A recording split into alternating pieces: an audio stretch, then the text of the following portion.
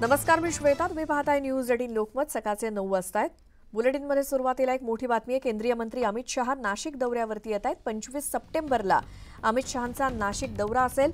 शहा उत्तर महाराष्ट्राचा आढावा घेणार आहेत आणि विधानसभेच्या पार्श्वभूमीवर संघटनात्मक बैठक सुद्धा होणार आहे आणि एकनाथ खडसे यांच्या पक्षप्रवेशावरती सुद्धा निर्णय होण्याची शक्यता आहे.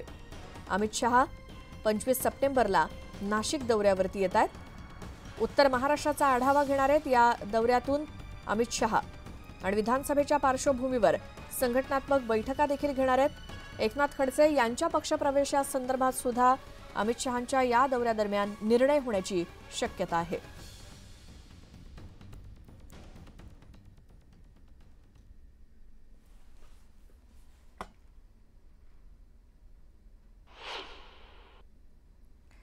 आता पाहूया सुपरफास्ट 100 बातम्या. शिवसेनेची आज सकाळी 11 वाजता महत्त्वाची बैठक होणार आहे. वांद्र्यातल्या रंगशारदा सभागृहात बैठकीचं आयोजन करण्यात आले. विधानसभा निवडणुकीच्या पार्श्वभूमीवर होणाऱ्या या बैठकीला मुख्यमंत्री एकनाथ शिंदे मार्गदर्शन करणार आहेत.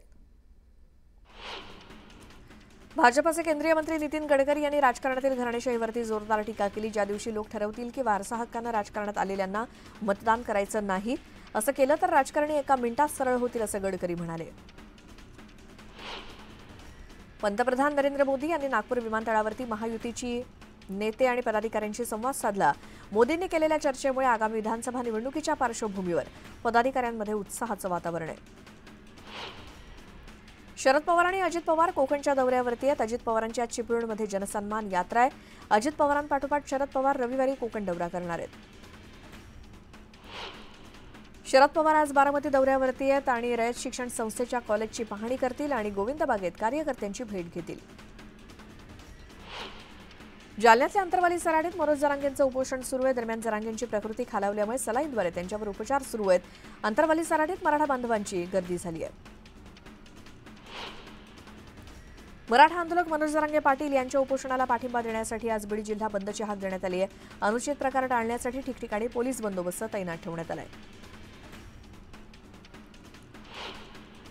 मनोज जरांगे यांच्या उपोषणाला समर्थन देण्यासाठी पुकारलेल्या बंदला धाराशिवमधून चांगला प्रतिसाद मिळतोय. शहरातील अनेक दुकानं बंद आहेत आणि पोलीस प्रशासन सुद्धा जिल्ह्यातील कडेकोट बंदोबस्तासाठी सज्ज आहे.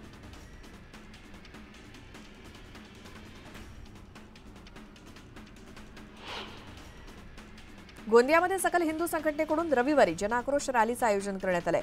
बांगलादेशातील हिंदूंवरील हल्ल्याच्या निषेधार्थ ही रॅली काढली जाणार आहे. रॅलीमध्ये हजारो हिंदू बांधवांनी सहभाग घ्यावा असं आवाहन करण्यात आलंय.